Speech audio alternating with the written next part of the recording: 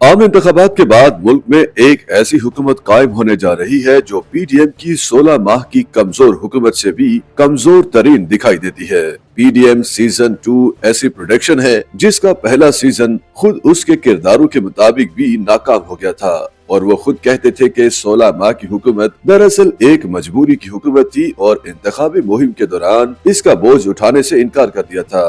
PDM season 2 में किरदारों की तादाद 1 दर्जन से कम होकर 6 तक पहुंच चुकी है और इसका सबसे अहम शराकतदार पाकिस्तान पीपल्स पार्टी नई हुकूमत के फैसलों का बोझ उठाने को तैयार नहीं। दुनिया न्यूज की एक रिपोर्ट के मुताबिक मौजूदा इंतखाबात में सबसे बड़ा सियासी नुकसान पाकिस्तान मुस्लिम लीग नून का हुआ, जो न तो इंतखाबी नताइज को शिकस्त कह पा रही है और न ही फतह। इसे इख्तिदार में आने के लिए अपना वो मॉडल तब्दील करना पड़ गया जो अवाम को बताकर इलेक्शन लड़ा।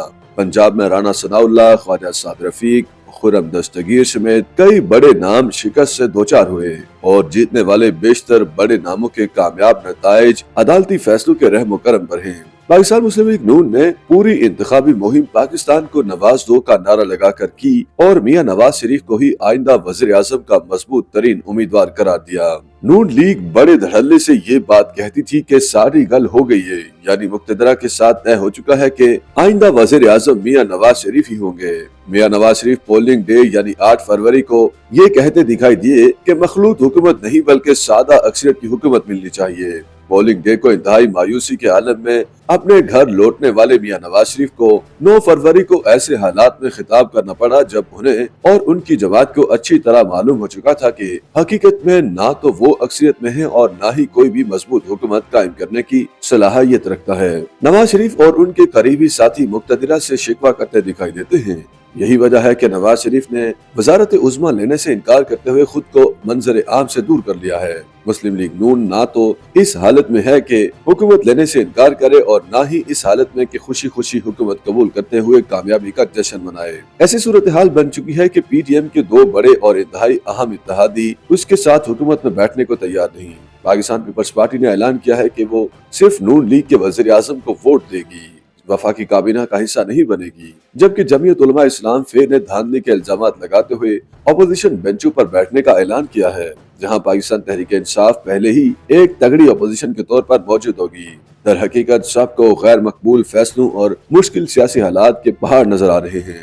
नई बनने वाली हुकूमत को हल्फ उठाने के चंद घंटों बाद IMF के साथ बैठना है। अप्रैल 2022 में बनने वाली हुकूमत के तल्ख मुआशी फैसलों की ऑनरशिप तो पीटीएम ने मजमूई तौर पर ली थी, मगर इस मर्तबा होने वाले गैर मकबूल फैसलों का बोझ अकेली नून लीग को उठाना होगा।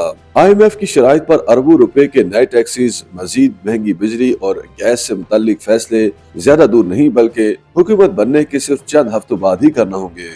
इंतखाबी नताइज के बाद मियां नवाज शरीफ के हामियों ने ये बयानिया बनाना शुरू कर दिया है कि दरअसल मियां नवाज शरीफ के साथ धोखा हो गया है। उनका ख्याल है कि शायद मुक्तदिरा ये चाहती ही नहीं थी कि नवाज शरीफ चौथी मर्तबा वज़ीर आज़म बने, हालांकि इसमें कोई हकीकत नजर नहीं आती। दर हकीकत इंतखाबी मैदान में उतरते हुए पाकिस्तान मुस्लिम लीग नून की ये सोच उसे ले डूबी कि जो करना है मुक्तदिरा और इंतजामिया ने करना है, उसने सिर्फ इक़्तिदार के ऐवान में पहुंचना है। मौलाना फजल रहमान का मुक्तदिरा के साथ शिकवा भी कुछ ऐसा ही है।